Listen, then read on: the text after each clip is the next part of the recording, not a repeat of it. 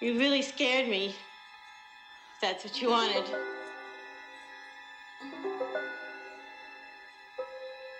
Is that what you wanted? No. What do you want?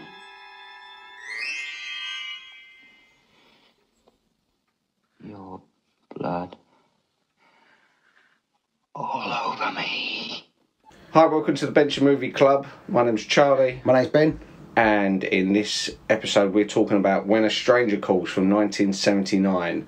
Throughout October we'll be picking either scary films or films which we think are related to Halloween, because we both love Halloween.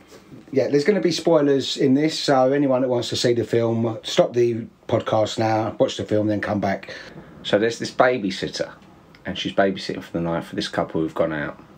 And as she's settling down for the evening, she gets a phone call, and she thinks it's the parents, so she answers it, and a voice says, "Have you checked on the children?" And she thinks that's a bit weird, and she ignores the call. She doesn't check on the children. So then the phone call comes again. "Have you checked on the children?" And then she phones the police and she complains, saying, "Look, the son keeps phoning here." And the police say, "Well, look, we'll trace the call." So a little time passes. She gets the call again. "You really should check on the children." And she thinks, "Oh, this is ridiculous." "Yeah, all right." And she hangs up.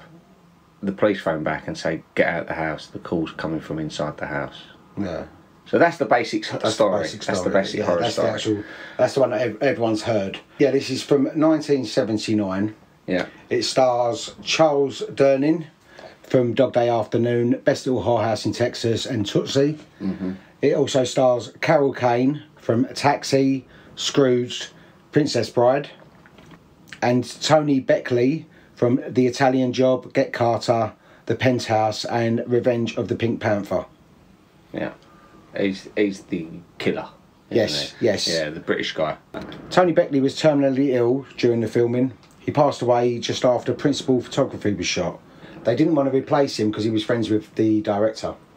So he wanted him in the job. But he was basically on his last legs during this film, which is pretty sad, really. Also, Wes Craven was a big fan of this film, and the tribute for the beginning is obviously from the film Scream. That's right, yeah, of course. Yeah, with the phone calls. Yeah. What do you think of this film then, Charles? I enjoyed the film. Now, this came out in 1979. Yeah. So it was a year after Halloween, John Carpenter's Halloween. Yeah. Which I imagine is why it's not as big. Because only where Halloween does the babysitter slasher job, and it also does it, it's instant classic. Everyone knows Halloween. Fantastic one. So this sort of lives in its shadow a little bit, which is a bit unfair. I feel as if this film was released the year before and Halloween after. Halloween still would have been respected, but this one might have got a bit more credit. But some of the filmmaking itself, like with a big face zooming at the end and some of the shots, you feel as if the budget for this is a lot lower than Halloween. Even though Halloween was an independent film, it was a low budget. Yeah. But it's this film, it's for me, when I rewatched it, from what I remember, it seemed very much like a TV movie. But it still had, at the time, Carol Kane and Charles Durning, all the actors who are in it, they're probably on the same level as Donald Pleasance. Jamie Lee Curtis certainly hadn't done anything. Well, she was unknown then. So it almost had an equal swing as Halloween, but I think it was just the timing didn't do it well. The fact that it came out after Halloween. So people would revisit. Although saying that Halloween might have been why this was greenlit, because they would have seen that the success that making such a low budget film, horror, and this film went running with it. What I like about this film though was the structure's different. So you've got the babysitter story. It's almost like 3 acts, isn't it? So you've got the babysitter segment, then you got where he's almost trying to have a relationship with that woman, and then you've got the final bit, which is obviously some years later, isn't it? Yeah. So it's like it breaks it up into 3 acts, so it could almost be a play. You know, like you got a horror play in the West End, the Woman in Black. Right, yeah. Yeah, so you can do stage plays which are quite scary. I think this would actually work well as a play. You'd have the whole first act would just be set in that front room, with the phone calls coming through. That would be scary enough for people. Maybe have shadows in the background. Second act could be like the bar and her bedroom, and the third act be back in the house. You know. Did you also know that this was originally a 20-minute short called The Sitter? Yeah. And because of Halloween, he went, right, let's make a feature-length film out of this. So as you said earlier, it's because of the success of Halloween that I think that this was then greenlit to make a feature film. Yeah, and the short was basically the first 20 minutes of this film. That's what it's literally just the phone call thing. So then they've been given to how to expand, and obviously that premise you can't. It's hard to expand that for 90 minutes. Just her getting phone calls. Oh, you can see that middle bit is obviously. That is the add-on part. Yeah. The bit with the woman, which I also didn't understand when I rewatched it. It's like when she's so aggressive towards him in the bar, then all of a sudden he is just standing right outside where her flat is, and she's all friendly to him, and she lets him sort of walk in the house, and it's like that completely contradicts exactly how you've been acting towards him, and you'd be more freaked out the fact that, hang on, this bloke's got into my intercom downstairs, he's standing behind me as I'm about to walk in my door, it's just me and him here. And I'm like, oh, hi, it's you, that kind of thing. And it's like, it's a little bit unrealistic, I think. I think so. I think it wasn't played well, but I think what they was going for was she was meant to be feeling a little bit guilty about how she reacted to him. I think they played it wrong. What they was trying to do was that she was feeling guilty for how harsh she was to him in the bar. Yeah. And I think his frailty in it, the fact that we get to see the killer and you see that he can be bashed up by a bloke or whatever, that makes him less of a threat than, say, a Michael Myers. Yeah. Who would be like this unknown massive bloke who's sort of seemed indestructible. But it's also more realistic. Yeah. You know, because these people are often loners who they're bullies, they're nasty people who target women because they think a woman's an easy touch, you know, low hanging fruit. What happened to that woman in the middle? Nothing. Because I thought she got killed. I thought, oh, he's gonna kill her now because he's in the flat. She screams, he jumps out the back window. That middle part feels like a filler, where it would have been good if there'd been something else maybe in the middle that you don't necessarily see the vulnerability of the killer. That you could have done the first part where she's in the where the babysitter's there. You could have made that really sort of scary. That was good, but you could have really played on that with certain shots and stuff like this.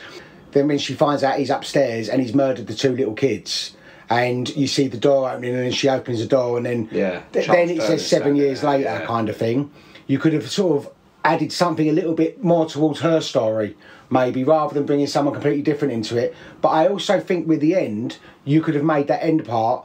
It reminded me a little bit of a cheaper version of, like, you know, the remake of Cape Fear with Robert De Niro. Yes. You know, the bit when they're in the house, there's how spooky that is, and it's really, you know, something's going to happen, like certain shots where that could have been really dragged out, because, you know, when she's laying, he's laying next to her, and I didn't see that bit. That could have been really scary, you know, like the way that they filmed that, because that was a fantastic idea. I think also not seeing the killer, do you know what I mean? Maybe little glimpses of him at the end would have been more effective rather than having him so weak and vulnerable. Now, we also know that he was thin because he was dying. Yeah, but they wrote it into the character. The character was like when that bloke in the bar. Yeah, but he doesn't seem intimidating. I love the bit that she's in the restaurant and she's all happy, her husband's there, and they're just celebrating because he's now got this massive big pay rise. Oh, there's a phone call for you. She goes, oh, I'll take it. And she goes up, hello, have you checked on the children? Yeah, that was good. Now that's good. Because you'd think from her point of view, she hasn't heard that voice for like 7 years. Yeah. All of a sudden. And it's her children. Yeah. And she knows what happened to them children she was babysitting for. Yeah. Now that's believable. That's how really she breaks good. down as well. Yeah, that's really good. I mean, don't get me wrong, I love it. It's a good film. I could see it being so much more if it was just certain little that things middle bit. doing. I think if you just literally, the middle segment was something else.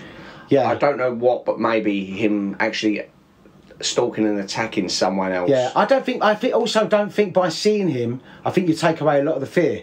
Whereas if you don't see him, like, you know, with Michael Myers, I think the less you see of someone, the scarier. The less you know as well. Exactly. So that's why I can see that it would be an amazing horror film. If that was remade, not remade with this new big Hollywood kind of they did remake budget. it. Yeah, I know, but that's what I'm saying. They went over the top with that one.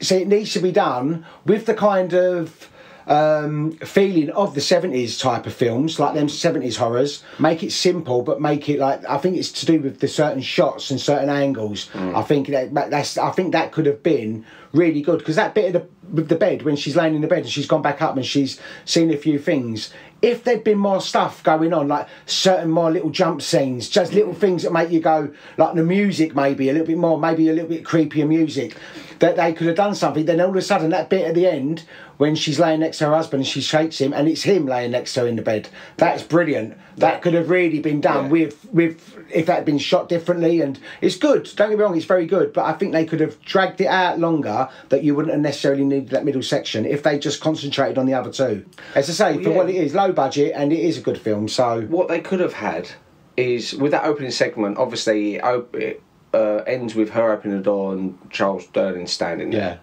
At first you're a bit confused, like you're thinking, wait, did she die? Is this the same night? Is this whatever? And then it's sort of saying like, well, 7 years later. Yeah, because you don't know he's a copper. No. You don't know if he's the killer. But what I think they could have done from that bit, they could have expanded. They could have her pull out, them trying to comfort her. They're going, he's in the house, maybe like have them go upstairs, find the dead bodies, they can't find him. Yeah. And then you see someone walking behind the van, so you think, he's going to get her, he's going to get her. Yeah. They could have dragged that out for like at least another like 15 minutes of and the end part, that very night. Yeah, and the end part, they could have expanded earlier. You know, maybe have something earlier in the night. Nothing to give it away yet. That anything suspicious. Like with Cape Fear, you know, when they've got all the wire all around, and then there's little sort of bits that you know something's going to happen, but you don't know when, and all of a sudden when it does, it's like, fucking hell, I didn't see that coming. Fred Walton, who directed this, he gradually increased the feeling of suspense by making each subsequent phone call ring a touch louder than the previous one. Yeah. So as you're listening to it, each ring, so it starts making you jump like how it makes her jump. Yeah, and especially in the cinema, then that would have been more noticeable as well. Carol Kane said that while she was watching the film in the theatre, people were screaming and talking to the screen during the iconic opening 20 minutes. Yeah. So they're probably shouting, get out of the house, run. As you always do with these kind of films. She's sort of going, oh, look, don't go up there, don't do this, don't do that. Because there's a bit, she goes up the stairs, then there's a phone call, and she goes down because of the phone call. Whereas if she'd gone up the stairs, then she'd be dead. Yeah. And she would have seen the kids dead. That gets on my nerves, to be honest. I've been to the cinema in America, and American audiences feel it's always participation, and like they always have to shout things, get out of there, bitch, woo, and shouting stupid things, and you think, I prefer it to be quiet in the cinema. I can understand if you scream or you laugh, something uncontrollable. Maybe if it's a classic that you rewatch, like say something like Rocky Horror Picture Show. Well, no, yeah, you go and see it, and it's the participation. I understand that kind of reaction. I went and watched the original Nightmare on Elm Street about 10 years ago. Yeah. In a packed cinema, and it was brilliant because people were laughing, people were going, they were screaming, they was quoting along. Because they know it as well, because it's a classic. Yeah, but if I'm watching a film for the first time, I don't need like stupid big mouths, better get out of there, girl, and you think, oh, can you shut up? You're not funny. You know, I've not paid to come listen to you, I've paid to come hear the film. And that does happen a lot. Apparently it happened a lot with Halloween, funny enough, as well. Yeah. Like when she goes to see anything you like, they used to shout, hell yeah, whoa! The actresses Carol Kane and Colleen Dewhurst were both in the film Annie Hall. And Carol Kane and Charles Durning were both in Dog Day Afternoon and The Muppet Movie. Yeah. Oh, she was in The Muppet Movie. Yeah. And I thought, who is she? She goes, you know, the one that goes, myth. Yeah. She goes, yes. Yes. That's her. Yeah, I thought so. And then you think, because he's Doc Hopper, who's trying to get Kermit's legs. Yeah. And I thought, who was she in the Muppet Movie? As soon as it says she plays Myth, I thought, that's it. I know her straight away. She pops up about 2 or 3 times in the film where someone goes, yeah, it's a myth, and she, wherever they are, she turns around, she goes, yes. Like, they've probably got the same casting director. Yeah. Because you will find, often with films, like you'll think, say I was watching Tombstone. Yeah. And in Tombstone, you've got both Michael Biehn and Bill Paxton, who are both in Aliens, who are both in Terminator. Yeah. You know, Lance Henriksen, who's in Terminator, and he's in Aliens. Yeah. You know, so you often find a bunch of actors will be in similar projects, even though they might not necessarily interact in the film. Well, that's 3 films them two have been in together, and that's what made me think of this, was because I see her in your film last week, Dog Day Afternoon, because I see her in that, and then he's in that, and I thought, and it just sort of rang a bell to me, and I thought, yeah, that'd be a good one to revisit, because I hadn't seen it for years, so I had sort of forgotten it, but I do remember the storyline roughly. I did forget about that whole middle bit though. And I remember the bit where she gets called up in the restaurant, and I think there's some really good bits in this that they could have really sort of gone to town on, that you would have gone, oh, fuck, like, she's in a restaurant and there's a babysitter there. Same thing that's happening, what happened to the kids that she babysat for is about to happen to her 2 little kids. Yeah, it starts and ends as like a solid, say, 8 out of 10. Yeah. And then that middle bit just drops right down interest. And you think it's a shame. They've obviously, maybe they had the short film, and off the back of Halloween, the studio said, right, we want you to make a film like that now.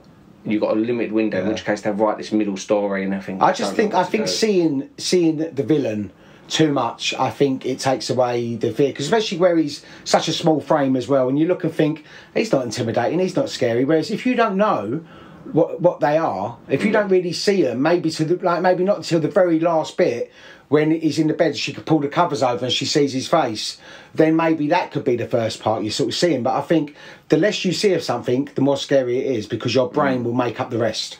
But this was a decision by Fred Walton, because he says the character of Kurt Duncan, the killer, was actually based on a college acquaintance of his who somehow could just enter a room and automatically make others in the room uncomfortable. But Walton, the director, always felt enough sympathy for this person that the character of Duncan is treated with a fair amount of sensitivity. Yeah. And when you also think, prior to this, you had Michael Myers in Halloween. You had, what was it? There was that Christmas one as well, wasn't there? Black Christmas? Yeah, I think that was it, Black Christmas, which also has the phone calls, has people phoning up. Yeah, it's got Margot Kidder? Yeah. Is that Margot Kidder? She's the one that's Superman. Yeah. She's the one, I know she's in it. Yeah, and I vaguely remember it, don't really remember it that well. That's quite a popular film. But that was like about, I think it might have been about 5 years before this. Yeah, that was 70s, yeah. Now with that, you don't really get to know too much about the killer, because that's the whole point. It's more like a whodunit. Yeah. Halloween, you got that they got it perfect with the killer. You got that bit of mystery and power, and you don't know where he's coming from, why he's killing people. This one, they weren't sure. So these are early days, because they're obviously thinking, what is making people scared? Because Psycho, if you go all the way back to Psycho, you don't know, you think it's normal. This is a spoiler for Psycho, if anyone knows seen Psycho. It turns out it's his mum. It turns out it's him, it's Norman Bates, but you think it's his mum the whole time. It's not until the end he comes in dressed in drag. Yeah.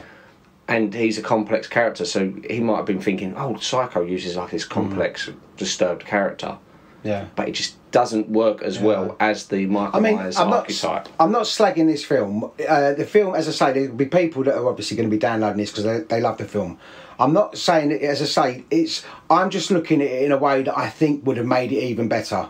I'm not slagging anyone's performance and the story, but I'm just thinking, it just felt to me that middle part was a filler. And there's certain bits that just didn't ring true, like the way that, as you said, the way that he just walks in her house and she's just had him beaten up, basically, in the bar.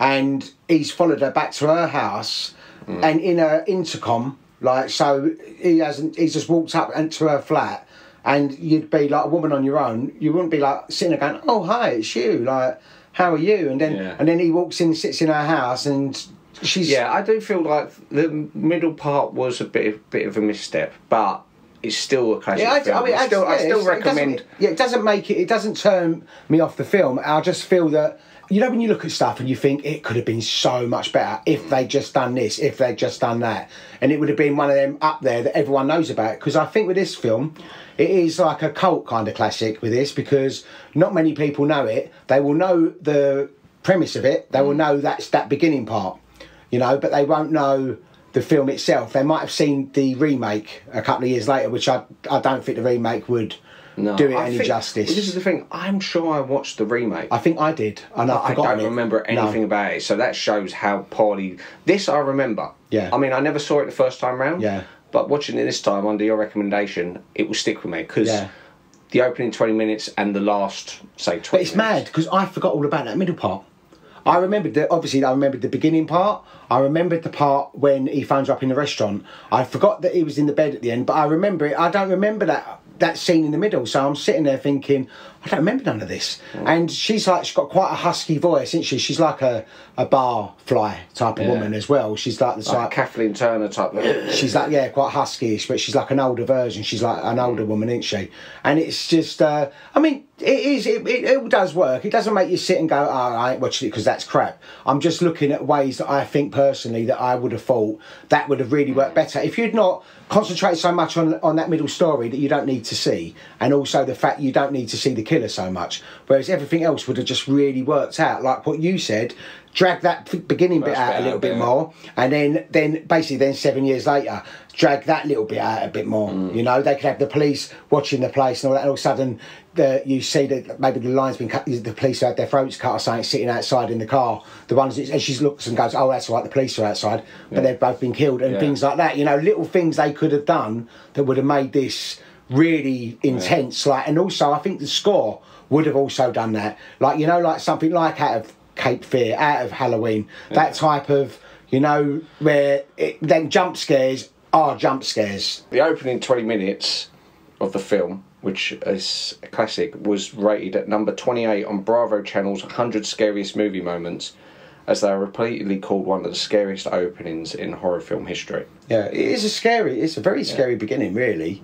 The babysitter, and go and check on the kids, and then, you know, all that little bit at the beginning, and then find out the kids have been murdered a couple of hours earlier, and he's been sitting up there waiting for her to go up there. But it works as well. This is a testament of it being a well-made film. There's almost no violence. You don't see any violence. No, you don't really see nothing. There's that struggle a bit at the end. Yeah. That is it. Apart from that point, they have a foot chase in the middle, which you think, well, that the copper, you know, no offence to him, he looked like Charlie Slater chasing after him, like, and you think, well, you're not going to catch him. Yeah. You know. Yeah. But the beginning, all you hear is the suspense and stuff, and that's what's missing in modern horror. Yeah. Because there's very few horror films nowadays where you can sort of count the body count on one hand. Yeah. Most of them, they have to go over the top. And with the gore as well, don't they, nowadays? Well, I think, as I say, like in Halloween, you don't see no blood, but you think you do. But see, this is what I respect about this, even over Halloween, is the fact that you don't see that many deaths. It's literally just reported to you. You know that the kids have been killed, and that's traumatic enough. You see the flashbacks of him with all the blood on him in the kid's bedroom. Yeah. But even still, you don't see him killing the kids. No. You don't see him killing anyone. No. And yet it can still sort of keep you on edge. So I think that's what's really well made about it. Yeah, it's a good film, and it's a fantastic sort of story. It's really well done. Yeah, on the Rotten Tomatoes, this got 38% by the critics, 49% by the audience, which is not great, really. But as you said, it might be a fact because it came out just after Halloween, and where Halloween was such a big hit. Halloween sets the bar so high. Yeah. People would have come to this expecting the same experience as Halloween, which isn't fair. And I guarantee the majority of them, if the film had cut off after those first 20 minutes, they would have gone, it's brilliant, it's fantastic, it's on par with Halloween. Which it originally had. It was originally a short that ended like that. And IMDb, it got 6.4, which ain't too bad. No. And the budget for this film was 1.5 million, and it made $21.4 million. So that's not bad. That's not bad. It's made like nearly 20 million. Yeah. And in 1979, that's a lot of money. Yeah. That's probably like, would you say, about 100 mil now? That's, Or 60 mil, 70 mil, something like that. It's definitely a lot. That's a good turnaround for a low budget film. It's mad though, don't you think, that it's not that well known? It ain't like, you know, there's so many classic horrors from the 70s. There's Halloween, Exorcist, Carrie, Texas Chainsaw Massacre, Jaws, Shining, all these kind of things. And this one, it's 1979, it fits in that thing, but I don't ever hear people talking about it. No, it's some films don't know, they go under the radar, and it's, you know, there'll be loads of people out there who instantly go, yeah, I love that film. They personally put it up there really high. It's like we both love An American Werewolf in London. Yeah, but a lot of people do. Yeah, but I wouldn't be surprised if I asked the 100 people at my work, name 10 horror films, and not one of them would mention American Werewolf in London. Right. You know, there are certain ones which you think, if there was like an all-time Hall of Fame, Yeah. you'd say, right, Exorcist, Halloween, Nightmare on Elm Street. There'll be these ones which are universal, people know. Scream, Texas Chainsaw Massacre. The names become so iconic with a film. It doesn't necessarily mean that these films are better than the other ones that we know, which not everyone knows. It just means they hit the public at the right time. Yeah. You know, it's like, go all the way back to Desperately Seeking Susan. If Madonna never took off, then that film probably, we never would have done podcasts on it. You would never have heard of that film. That would have been something that people would have gone, oh, it's a good film. If you heard of it, yeah, not really, but Yeah. it's a good film. Half a dozen- 'Cause whether it's Madonna or not, it's a good film that people would have liked, but then it's obviously wouldn't have been as big as it was because Madonna suddenly became big, didn't she? You literally have that catch. You have something that gets the people in there to watch it. It's the same as if you're posting videos on social media. I've made videos. We've got a TikTok account, by the way, and we will have little clips from our reviews, a little head-to-head director versus director, and every so often I might make a silly little clip. Sometimes I make a clip and it's like I've got about 8 people who viewed it. It's just the algorithms don't match. And then there'll be another clip which will have like thousands of people view it, and I think that's not necessarily better than this clip. In fact, I think this clip is better, but it just so happens to hit at the right time, it hits the right people. Next thing you know, you've got success. It hits, and the same thing happens with films, with music. There's so many albums, like good albums. It's only if you explore, if you love the genre, that you listen to this and you think this should be an all-time classic album. Yeah. But no one's heard of it because it didn't come out at the right time. Yeah. It didn't hit the right people. This was unfortunate. This was, I'm going back to what we said at the beginning. This was unfortunate that it was following Halloween. Yeah. If it had been before Halloween, I think more people would have caught it the first time round and thought, this is brilliant. But it's always going to be in Halloween's shadow. Because out of the two of them, I'd still put Halloween above this. Yeah. I don't think there's I would. Yeah, and I think it's because it doesn't sort of sag at all throughout Halloween. Halloween is perfect, a perfect sort of slasher flick. Yeah. It keeps you hooked all the way through because at no point during Halloween do you feel, I feel relaxed now. I think they're safe. With this, you do get that relaxed feeling in the middle. I think that's what it is. Whereas you build up the suspense, and then you could build it up even more. But I think that's what I'm trying to say with the beginning, the middle of this. Not, as I say, I'm not slagging it. I'm just saying I think the middle puts you like on a two, like you build up to a certain tension, then you go on a dip, then you build up again. It's like, whereas as you say, Halloween is constant all the way through, and other horror films usually are as well. Yeah. But so. But I enjoyed it, and it was one that I would definitely watch again. And you'd never seen it before? No, I knew of it. Yeah. A few years ago, I was. Funny enough, a couple of Octobers ago, because during October I like to watch almost exclusively horror films or Halloween themed films. I really love getting into the spirit of Halloween. Yeah. And I watched Halloween. Well, I was going to watch Halloween. I usually watch Halloween on Halloween night. Yeah. And I thought I want to watch something similar to that, and I nearly watched this, but instead I watched Black Christmas because Black Christmas was earlier. Yeah. And Black Christmas is very similar to this. It's very, very 70s, you know, and with the phone calls and stuff. I also feel Black Christmas sags a bit in the middle. Yeah. It starts great and it ends great. As I say, it's really rare to get a film that actually sort of keeps you gripped all the way through anyway, doesn't it, really? But this starts fantastically. Yeah. And I could see how so many people rate it as one of the best, like, scariest openings. Yeah. Oh, because easily. of the suspense. Yeah. It is very good. Yeah, no, I enjoyed it. I did enjoy it. As I say, I'm not. Yeah, it's a good film. It is a good film. It's very of a time. You can see it's very 70s, can't you? Yeah. There's something I noticed in this film. I'm glad I remembered it before we finished.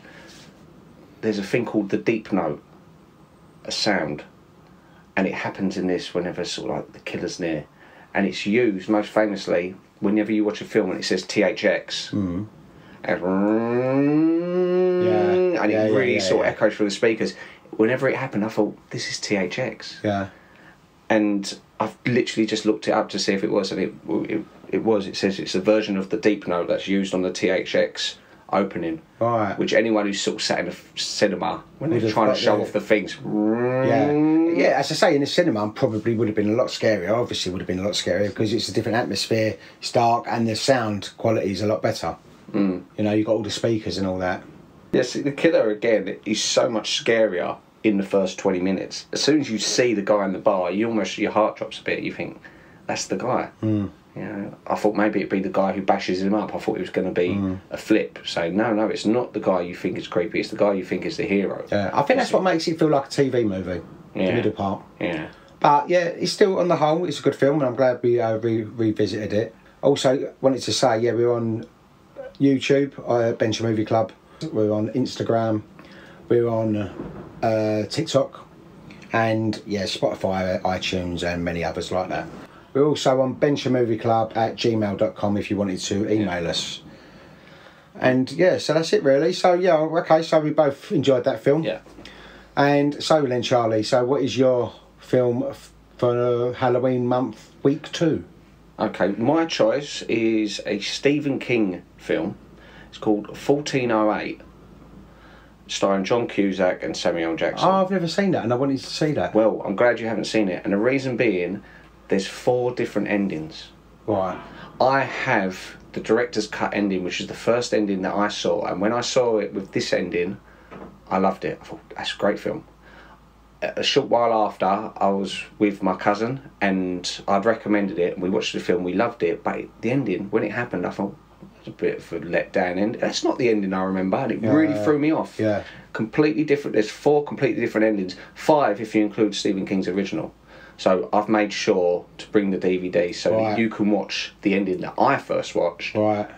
And then we can talk about it next week. Oh, okay, yeah, I'm excited to see that one then, because I did want to watch that, so that's one that I'm actually excited about. Yeah, thank you very much for listening to us, and we will see you next week. See you soon. Bye-bye. Ring, ring. Do you want to get that? No, you get it. Leave me alone! Jill, this is Sergeant Sacker. Listen to me. We've traced the call. It's coming from inside the house. Our squad cars are on the way over there right now. Just get out of that house.